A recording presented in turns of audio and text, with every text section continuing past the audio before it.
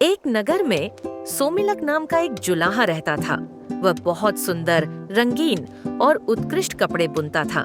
लेकिन हैरानी की बात यह थी कि इतना अच्छा काम करने के बाद भी उसके पास सिर्फ भोजन और कपड़े भर का ही धन होता था। उसी नगर में कुछ और जुलाहे भी रहते थे। वे साधारण मोटा कपड़ा बुनते थे, फिर भी वे धीरे धीरे बहुत अमीर बन गए थे। यह देखकर सोमिलक के मन में एक टीस उठी।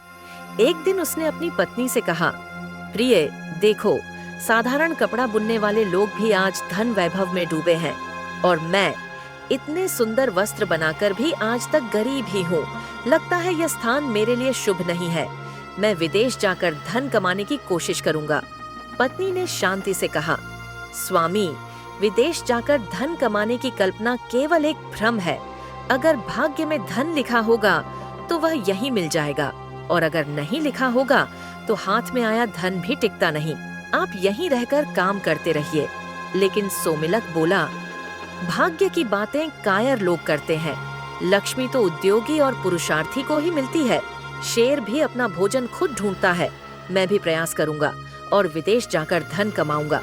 यह कहकर सोमिलक वर्धमानपुर चला गया। 3 वर्षों तक दिन रात परिश्रम करके उसने 300 सोने की मुद्राएं कमा ली। खुशी खुशी वह घर लौटने लगा। रास्ता लंबा था, शाम हो गई, चारों ओर जंगल था।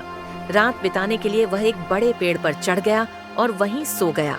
उसी रात उसे एक अजीब सपना आया। 2 भयानक पुरुष आपस में बात कर रहे थे।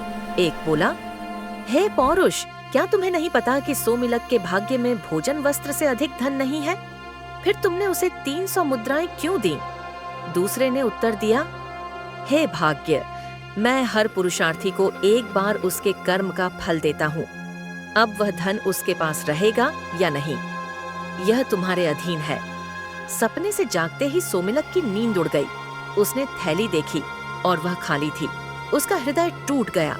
दुख, लज्जा और भय से भरकर वह फिर से वर्धमानपुर लौट गया। इस बार उसने और भी अधिक परिश्रम किया। दिन रात एक पल भी आराम नहीं किया और एक ही वर्ष में 500 स्वर्ण मुद्राएं कमा ली। वह फिर घर लौटने लगा। इस बार वह रुका नहीं, रात भर चलता रहा। लेकिन फिर वही आवाजें, वही पौरुष और भाग्य, और परिणाम वही, धन फिर से गायब। अब सोमिलक पूरी तरह टूट चुका था। उसने सोचा, इस जीवन से मृत्यु ही अच्छी है। वह एक पेड़ की टहनी पर फंदा बांधने ही वाला था। तभी आकाश से आवाज आई, सोमिलक, यह दुस्साहस मत कर। मैंने ही तेरा धन लिया है। तेरे भाग्य में भोजन वस्त्र से अधिक धन का भोग नहीं लिखा। फिर भी तेरे साहस और पुरुषार्थ से मैं प्रसन्न हूँ। एक वरदान मांग। सोमिलक बोला, मुझे बहुत सारा धन चाहिए। देवता ने कहा, जिस धन का भोग नहीं वह व्यर्थ है। लेकिन सोमिलक अड्डा रहा। भोग हो या न हो, मुझे धन चाहिए, क्योंकि समाज उसी को पूछता है जिसके पास धन होता है। देवता बोले, यदि ऐसा है तो वर्धमानपुर जाओ। वहाँ 2 बनियों के पुत्र हैं। एक का नाम है गुप्त धन और दूसरे का नाम है उपभुक्त धन। दोनों को देखकर तुम स्वयं निर्णय करना। सोमिलक पहले गुप्त धन के घर पहुंचा। वहाँ उसे अपमान मिला, डांट पड़ी, मुश्किल से रूखी सूखी रोटी मिली।